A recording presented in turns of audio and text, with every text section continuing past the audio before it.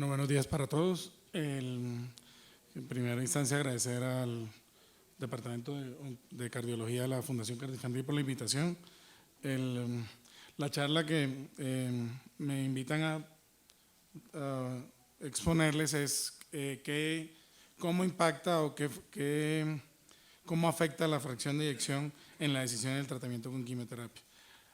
Lo primero que hay que hablar es que tanto la enfermedad cardíaca como la patología oncológica son las principales causas de mortalidad a nivel mundial en los países desarrollados, y esto lo vemos en la cohorte de pacientes de Framingham, más de 7.000 pacientes, en los cuales en Estados Unidos, pacientes mayores de 40 años, qué riesgo tenían de desarrollar enfermedad coronaria en un 50-50% de los hombres, un 37% en las mujeres, y qué riesgo a mayores de 40 años tenían la probabilidad de desarrollar cáncer, y era 50-50% en hombres y 37.5% en mujeres. Y vemos cómo desde la oncología quizás se ha avanzado en la sobrevida de los pacientes, y en este estudio, en una corte en la cual siguieron por más de 30 años los pacientes, cómo la sobrevida en los diferentes tipos de cáncer ha ido mejorando con el advenimiento de nuevas terapias, como lo mencionaba el doctor Plana, en el caso que él exponía del MD Anderson. Los pacientes hoy en día sobreviven más con las nuevas moléculas como son los anticuerpos monoclonales, y estos pacientes, al sobrevivir mucho más, tienen más riesgo de desarrollar efectos secundarios relacionados con la quimioterapia y obviamente relacionados con la aparición de la enfermedad cardiovascular. Y en este estudio, con más de 1.500 hombres, se ve cómo es la relación entre el desarrollo de cáncer y el riesgo de la incidencia de enfermedad cardiovascular mayor. Y como lo mencionaba el doctor Plana en el caso que aparentemente todos nos daban el visto bueno para darle tratamiento al paciente, la enfermedad cardíaca puede preceder, estar silente antes del tratamiento de la quimioterapia, influir en las decisiones que nosotros tomamos, exacerbarse durante el tratamiento que utilizamos, y básicamente las drogas más conocidas son las antraciclinas. Sin embargo, vamos a hablar que hay inhibidores de tirosina quinasa y el trastuzumab, o ser secundarias a la utilización de los citostáticos.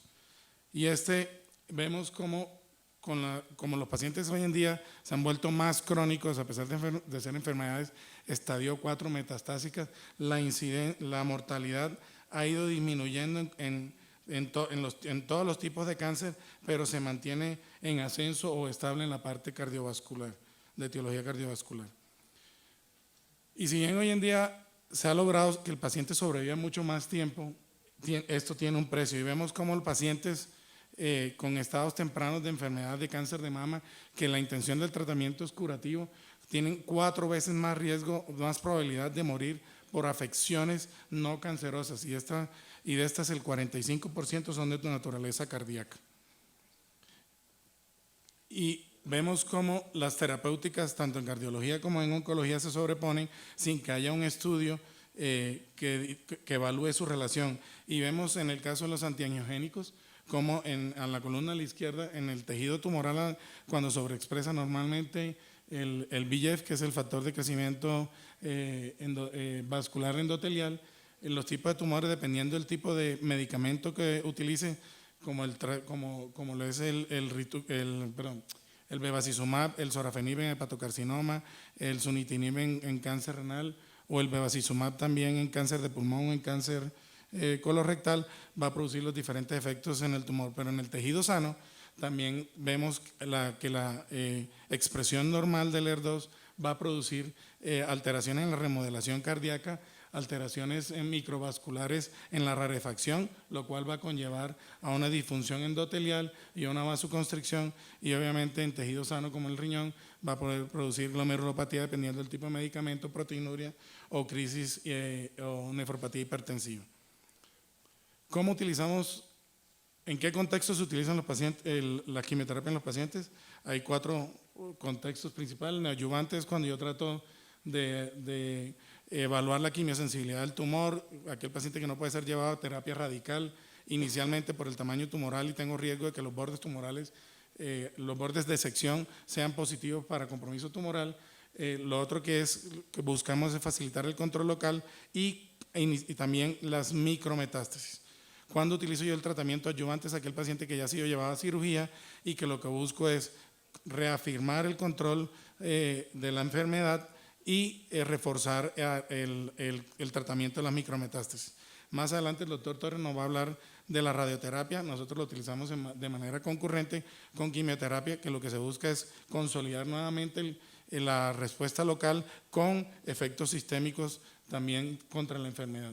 Y aquel paciente que netamente el tratamiento es paliativo, como lo mencionaba previamente, estos pacientes hoy en día, a pesar de ser estadios 4, sobreviven más debido a las nuevas terapéuticas. Lo que buscamos es aliviar los síntomas de su enfermedad y prolongar el tiempo libre de progresión. Y todo esto se basa en la teoría de Gold-Coleman, en la cual, independiente del tamaño, a tumores pequeños o tumores grandes, siempre van a tener clonas resistentes al tratamiento con citostáticos. ¿Y qué es lo que buscamos? Una vez se hace el diagnóstico, si el paciente no recibe ningún tipo de tratamiento, hay sobrecrecimiento tumoral y va a conllevar a la muerte. ¿Qué busco yo en el tratamiento neoadyuvante? Disminuir porcentualmente el número de células tumorales, llevar el paciente a cirugía y posteriormente consolidarlo con el tratamiento adyuvante con miras a una sobrevida global y a una sobrevida libre de progresión.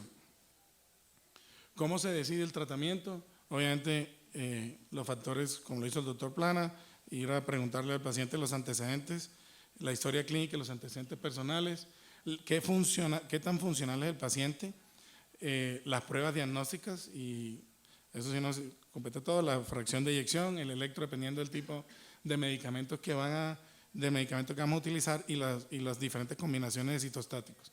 Y las dos escalas para valorar la funcionalidad son el ECOG y el Karnofsky. ¿Qué tipo de medicamento? Lo que buscamos en la teoría de Gold-Coleman es tratar de minimizar las clonas celulares resistentes, y esto se basa en la interacción de varios fármacos que van a ser dependientes de su acción en el ciclo celular, de su clasificación por familia y las nuevas moléculas blanco dirigido.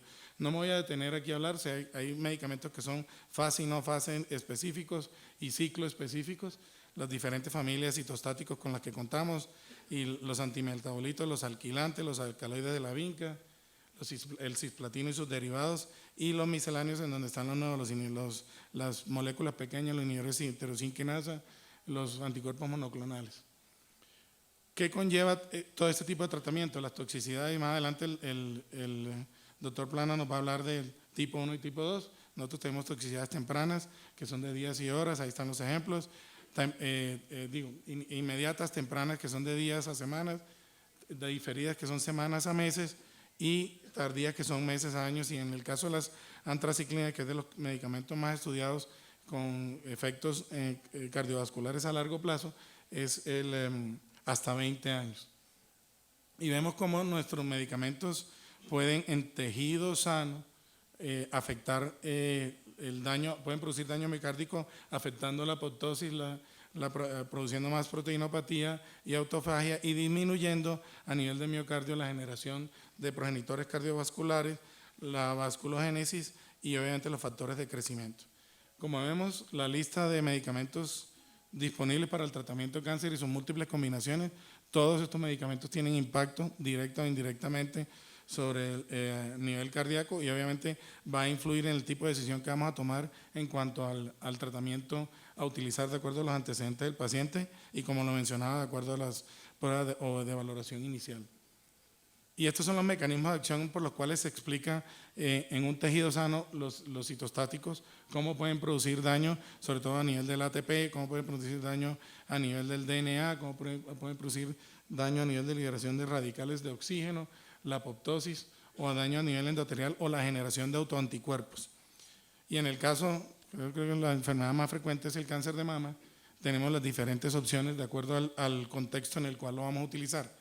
Si es adyuvante, y aquí están todas las combinaciones, como mencionaba el doctor Plana, recordando que en cáncer de seno, quizás el pilar que ha mostrado la sobrevida en los pacientes en enfermedad no metastásica son las antraciclinas, y por eso lo mencionaba el doctor Plana. En el servicio de oncología del MD Anderson, a esa paciente le habían ofertado, por ser un HER2 positivo, una terapia secuencial ACTH, que eso es doxorubicina, ciclofosfamida, un taxano y un inhibidor del HER2, que es el trastuzumab.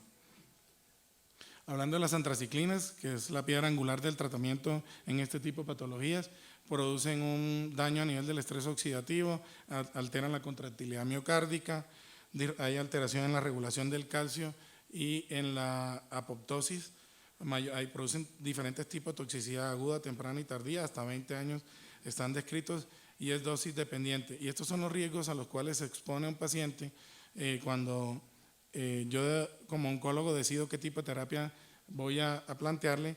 Hay un incremento en su riesgo de toxicidad, cardiotoxicidad en 5.4 veces, por subclínica en un 6.2 veces y un incremento en la muerte de origen cardíaco en 4.9 veces. Y esto depende también en la forma en cómo se disponga la administración en infusiones de 24 horas o en bolo. Ya sabemos que los medicamentos en bolo tienen mayor toxicidad y existe una forma liposomal que tiene menos efectos cardiovasculares y tenemos a disposición también el de Rasoxane, que es un cardioprotector que actúa a nivel de la topoisomerasa 2, inhibiendo la acción de la antraciclina a nivel del miocito. Pero aparte de la fracción de eyección, y aparte de los antecedentes del paciente, hay otras escalas o clasificaciones que me permiten saber qué pacientes de alto riesgo son aquellos pacientes que son menores de 18 años o mayores de 65 años, si tienen antecedentes de hipertensión, enfermedad coronaria, si tienen disfunción diastólica del ventrículo izquierdo, obviamente pacientes embarazadas. De acuerdo al tipo de dosis, vamos a ver más adelante que la cardiotoxicidad por antraciclina aumenta cuando es más de 300 miligramos por metro cuadrado y una molécula mejorada que sería la epirubicina, que la dosis es mayor a 600 miligramos metro cuadrado. Estos son los estudios publicados en Annals, donde muestra que a mayor dosis acumulada, mayor riesgo de cardiotoxicidad en los pacientes. Y hablemos del medicamento del ER2. Obviamente la cardiotoxicidad, hablando de las antraciclinas, es una cardiotoxicidad irreversible en comparado contra la cardiotoxicidad, que es lo que va a hablar más adelante el doctor Plana, de tipo 1 y tipo 2, en la cual hay una depresión del miocardio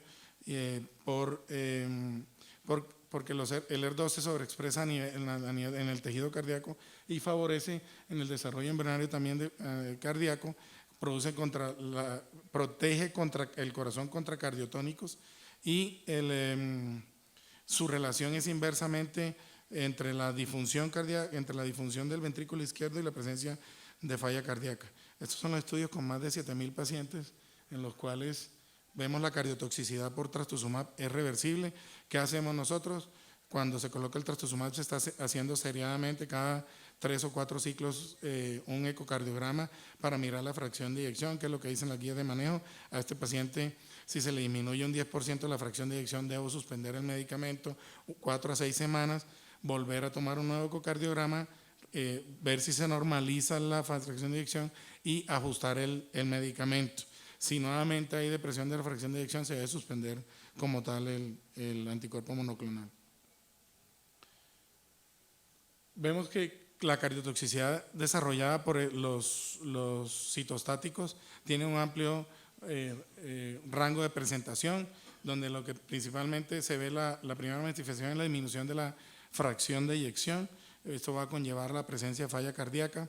Sin embargo, muchos de los síntomas de falla cardíaca iniciales se pueden sobreponer con otras patologías de aquellos pacientes con EPOC y recordar la triada que es la disnea, la presencia de edemas y el deterioro de la clase funcional.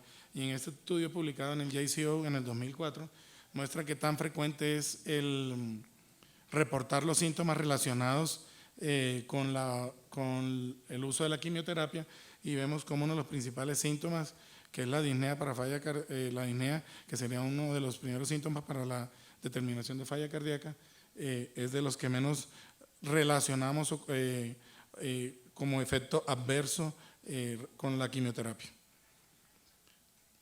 Y hoy en día los pacientes, como les mencionaba al principio, viven más y vemos de izquierda a derecha cómo ha sido la sobrevida de los pacientes con los diferentes tipos de terapia y a la cabeza están los nuevos anticuerpos monoclonales para aquellos pacientes que son ER2 positivos donde tienen una sobrevida mayor al 80% a 5 años. Las diferentes manifestaciones cardiovasculares secundarias al uso de citostáticos, en verde van a ver cuáles son las terapias que hoy en día en conjunto con cardiología utilizamos para mitigar los efectos a nivel cardíaco o cardiovascular de los agentes citostáticos, y en negro, o en azul, perdón, vamos a ver las posibles terapéuticas disponibles que también podrían favorecer en mitigar este tipo de efectos secundarios derivados de los usos citostáticos. Para finalizar, las últimas 2 diapositivas, llega este caso al cardiólogo la misma paciente y al oncólogo la misma paciente. El cardiólogo detecta los cambios en su clase funcional, solicita la respectiva prueba de esfuerzo, diagnostica enfermedad coronaria, inicia manejo y comienza el monitoreo cardiovascular. El oncólogo detecta sangre oculta en heces, le realiza su colonoscopia, le diagnostica un cáncer de colon, envía a cirugía e inicia adyuvancia basada en terapia 5-FU. El cardiólogo, la misma paciente le manifiesta que tiene un sangrado gastrointestinal, se le diagnostica el tumor, la paciente cumple metas por ATP o por el Joint National con una sobrevida de 26 meses. Al oncólogo, la paciente le hace vasospasmo coronario, cardiotoxicidad por 5-FU, falla cardíaca, infarto agudo, y tenemos una paciente curada, pero con una clase funcional 3-4. Entonces, es un artículo publicado en el cual nace una nueva especialidad que es la cardiooncología o la onco, desde mi punto de vista, la oncocardiología. Y lo que se busca es trabajar en conjunto cuando tengamos que hacer, evaluar el paciente en conjunto, determinar si tienen o no tienen riesgo cardiovascular, si este riesgo, si no existe como tal el riesgo, se debe empezar la terapia antineoplásica y hacer el monitoreo continuo del riesgo cardiovascular. Si no hay eventos cardíacos, continuar su tratamiento. Si hay eventos, se debe reajustar la terapéutica. Siempre buscando el objetivo final, como lo mencionó el doctor Plana, el paciente brindarle la posibilidad de una curación en la medida de lo posible. Entonces, la invitación desde el punto de vista oncológico y cardiológico es que todos estemos atentos y observando los cambios, así mínimos, que se presenten con el fin de mitigar tanto la aparición como el desarrollo de enfermedad cardiovascular secundaria relacionada con el uso de agentes citostáticos. Muchas gracias.